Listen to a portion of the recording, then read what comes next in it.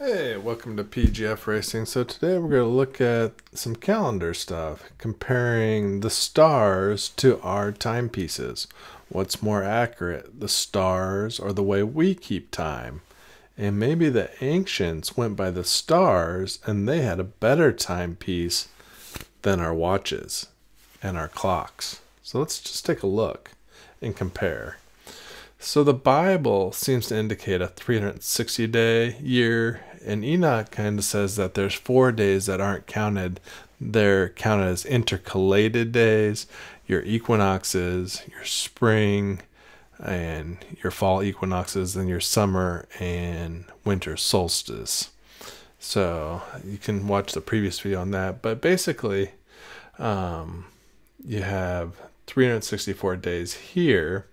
And I want to look at, I've got it on Aldebaran, one of the brightest stars in the Taurus constellation, which I believe is the bull representing Father El, God, Yah, Yahushua, all that.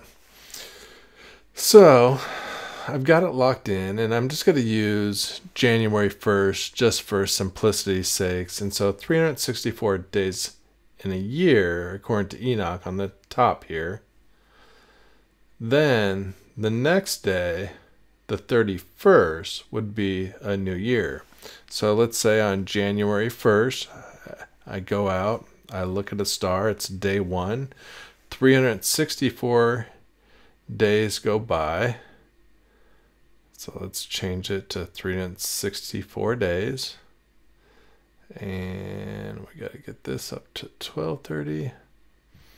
Okay, so Aldebaran can't be seen in 364 days, but now a brand new year is about ready to start, and we go to the following day, and Aldebaran is in the scope here a little bit. I've got it zoomed in very tight, and if we make a minute adjustment to our timepieces, maybe our timepieces just aren't that accurate. This is milliseconds off, basically, which even our best clocks don't do that good. So atom clocks can be a little better, and maybe, but not everyone has an atom clock. So maybe our timepieces are just a little off. We need to go by the stars. Or should we go by our calendar? And let's just reset the calendar here. And so basically what I'm saying is, if you put your telescope on a star, you wait 364 days, and then the new year, the star is going to be there over and over and over again.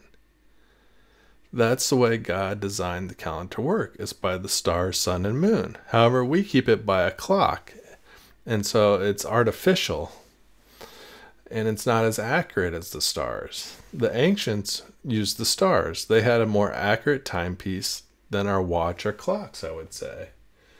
And let's just look at, just for the fun of it, let's just look at, let's change this back to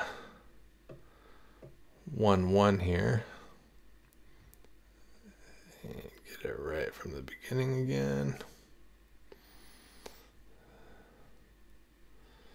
Alright, so we're at 1-1 again, and imagine it's the beginning of 2024. We're heading into the new year, 365 days and a quarter. We haven't even got to a new year yet. That only takes us up to December 31st, 2024.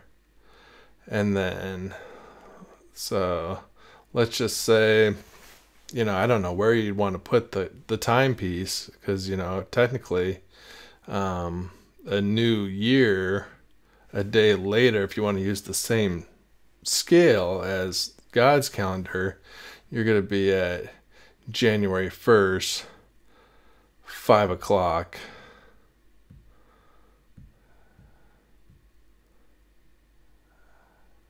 Or excuse me, 5 minutes. Or no, that is 5 hours actually. So that's hours, 5 hours and 48 minutes. So, excuse me. So let's get the 5 hours, 48 minutes. Oop.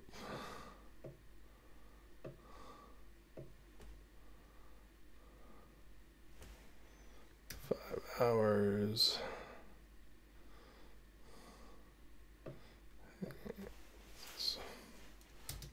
48 Okay. All right. And then we get it to 2025. But I mean, you get the point, you know. Aldebaran is nowhere in the picture. I mean, we can't even use the stars. We don't use the stars anymore. Our timepieces, I would argue, are less accurate than God's timepieces. So it doesn't make sense to me why we would get away from something that's more accurate and go to something that's less accurate. I know we like to have the convenience of our watches and the clocks, but it seems if we based our clock and reset it every year based off the stars, we'd be on a more accurate count. Something to think about. As always, love you lots. PGF Racing out.